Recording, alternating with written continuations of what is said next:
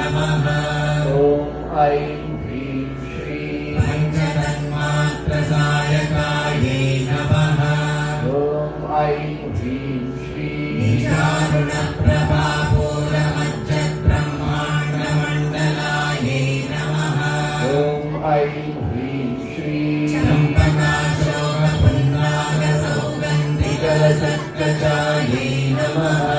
ॐ ऐं ह्रीं श्रीं कुरुविन्दमणिश्रेणीकनत्कोटीरमण्डितायै नमः।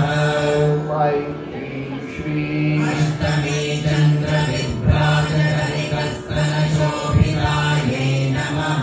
ॐ ऐं ह्रीं श्रीं मुखचन्द्रकलङ्काभभृगणाभिविशेषकायै नमः। ॐ ऐं ह्रीं श्रीं मदनस्मरमाङ्गल्यगृहतोरणशिल्लिकायै नमः। ॐ ऐं ह्रीं श्रीं वक्रलक्ष्मीपरीवाहचलन्मीनाभलोचनायै नमः। ॐ ऐं ह्रीं श्रीं नवचम्पकपुष्पाभनासादण्डविराजितायै नमः। ॐ ऐं